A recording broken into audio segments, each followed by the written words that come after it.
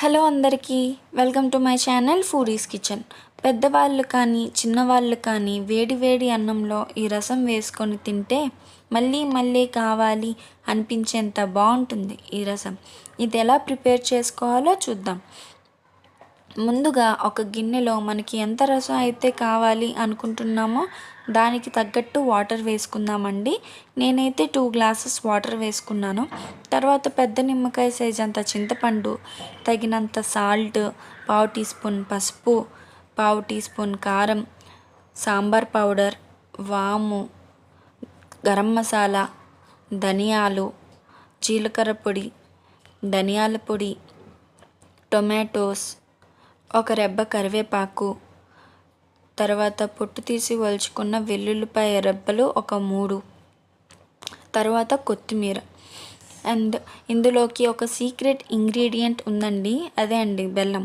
ఈ బెల్లం వేసాక మనకి పులుపు అనేది బ్యాలెన్స్ అయ్యి టేస్ట్ ఇంకా బాగుంటుందండి రసంది. సో మర్చిపోకుండా వేయండి. తర్వాత ఇలా మరిగించుకున్నాక మనకి రసం మరిగింది అనేది తెలిసేది ఎలా అంటే మనం వేసుకున్న వాటర్ క్వాంటిటీ అనేది 1 ఇంచ్ వరకు తగ్గే వరకు చూసుకోవాలి. తర్వాత ఆఫ్ చేసేయండి స్టవ్. తర్వాత చారు తాలింపు కోసం మనం ఒక కడాయిలో ఆయిల్ వేసుకొని ఉల్లిపాయలు, ఎండుమిర్చి, ఆవాలు, జీలకర్ర, మెంతులు, అల్లం వెల్లుల్లి పేస్ట్ అండ్ కొద్దిగా ఇంగువ వేసుకుందామండి. అవి బాగా ఫ్రై అయ్యాక మనం ముందుగా ప్రిపేర్ చేసుకున్న రసాన్ని తాలింపులోకి వేసుకుందాం. అండ్ నేను ఈ రసాన్ని తాలింపు వేసే ముందు మనం ముందుగా టొమాటోస్, చింతపండు ఇవన్నీ మనం మరిగించుకున్నాం కదండి, అవి నేను పక్కకు తీసుకున్నాను. మీరు కూడా అలానే తీసేసుకోండి. సో చూస్తున్నారు కదా ఎలా అయ్యిందో.